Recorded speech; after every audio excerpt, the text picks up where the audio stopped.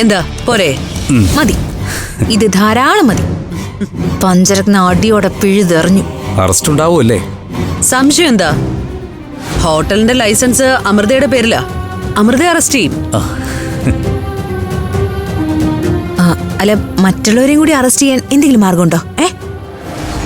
സംശയിക്കാനുള്ള സാഹചര്യം ഉള്ളതുകൊണ്ട് വേണമെങ്കിൽ അറസ്റ്റ് ചെയ്യിക്കാം. സിഐയോട് ഞാനത് ചോദിച്ചു നോക്കട്ടെ.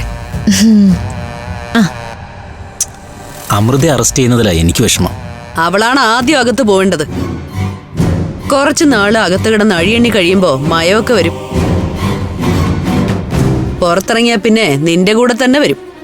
അല്ല, ഫുഡ് ഇൻസ്പെക്ടർ ഒന്ന് പരിശോധിക്കില്ലേ? ആ, അവിടെ നിൽക്കില്ല.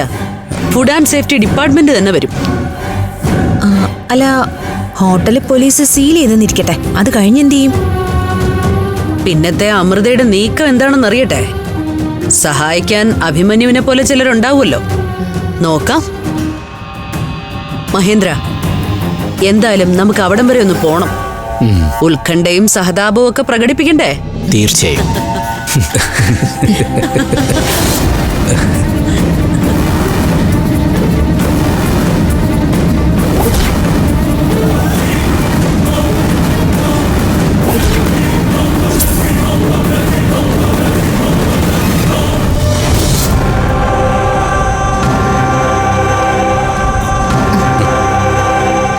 എന്തായി? ക്രിട്ടിക്കൽ കെയറില. അകത്ത് വിഷം ചെന്നിട്ടുണ്ടെന്ന് ഡോക്ടർമാർക്ക് ഏതാണ്ട് ഉറപ്പാ. എങ്ങനെ സംഭവിച്ചെന്ന പിടികിട്ടാത്ത. വാർത്തയിൽ പറയുന്നത് ഒരുപാട് പേർക്ക് പ്രശ്നം ഉണ്ടായിട്ടുണ്ടെന്നാ. അവര് കഴിച്ചത് എന്താണെന്ന് അറിഞ്ഞാലേ സംഭവിച്ചെന്താണെന്ന് അറിയാൻ പറ്റൂ. ഇവിടെ തന്നെ 3 പേര് അഡ്മിറ്റാ. അതിലൊരു കൊച്ചുകുട്ടിയുണ്ട്. കുട്ടിയുടെ കാര്യം ഇത്തിരി സീരിയസാ.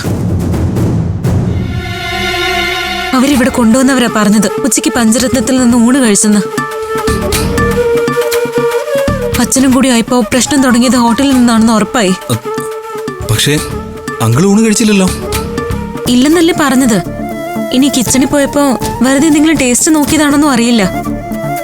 എന്തായാലും ഉച്ചവരെ അച്ഛനും കുഴപ്പമൊന്നും ഉണ്ടായിരുന്നില്ല. ഊണിന്റെ സമയം കഴിഞ്ഞ് ഹോട്ടൽ അടച്ചതിന് ശേഷമാ വയറിന് സുഖമില്ലെന്ന് അച്ഛൻ പറഞ്ഞത്. അഭിയേട്ടാ, ഇനി നമ്മൾ എന്താ ചെയ്യണ്ടേ? ഇത്രയും വാർത്തയായ സ്ഥിതിക്ക് എന്തായാലും പോലീസ് അന്വേഷണം ഉണ്ടാവും. ഫുഡ് സേഫ്റ്റി ഡിപ്പാർട്ട്മെന്റ് ഇടപെടാൻ സാധ്യതയുണ്ട്. അങ്ങനെ വന്നാൽ എന്താ ചെയ്യാന്ന് ഞാൻ ഒരു വക്കീലിനെ കണ്ട് ചോദിക്കാം. അനഘ ഒരു കാര്യം ചെയ്യും, അമൃത ഒന്ന് വിളിക്കാം. എന്നിട്ട് ഇവിടെ പ്രശ്നമൊന്നുമില്ലെന്ന് പറ. ഇല്ലെങ്കിൽ അയാൾ പേടിക്കും. പോലീസ് അന്വേഷണം ഉണ്ടാവുമെങ്കിൽ നമ്മളാരെങ്കിലും പഞ്ചരത്നത്തിലേക്ക് പോണ്ടേ? അതാലോചിക്കാം. പക്ഷേ ഞാൻ വിചാരിക്കുന്നത് പോലീസിനെക്കാളും പ്രശ്നം നാട്ടുകാരായിരിക്കും. ഇത്രയും കുഴപ്പമുണ്ടായ സ്ഥിതിക്ക് ആളുകൾ വന്ന് പ്രശ്നം ഉണ്ടാക്കി കഴിഞ്ഞാൽ കാര്യങ്ങൾ നമ്മുടെ കയ്യിൽ നിന്ന് പോകും.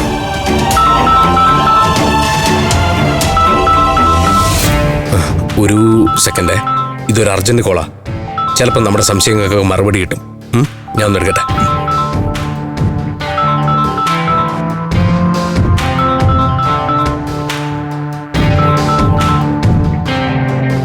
ഹലോ.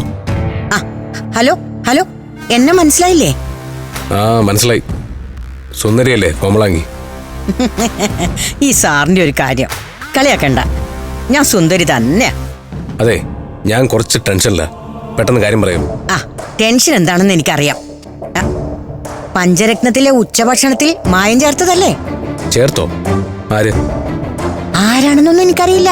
പക്ഷേ ഇതെല്ലാം കലാവതിയുടെ പ്ലാനിങ്ങാ. അത് നിങ്ങൾക്ക് എങ്ങനെ അറിയാം?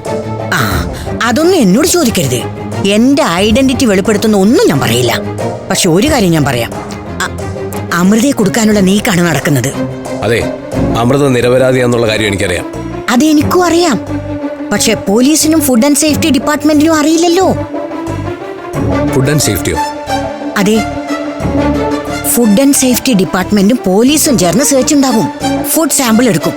മിക്കവാറും പഞ്ചരത്നം പൂട്ടിക്കും. എന്തെങ്കിലും ചെയ്യാൻ പറ്റുവാണെങ്കിൽ ചെയ്യേ. ഈ വിവരങ്ങളൊക്കെ നിങ്ങൾ എങ്ങനെ അറിയുന്നത്?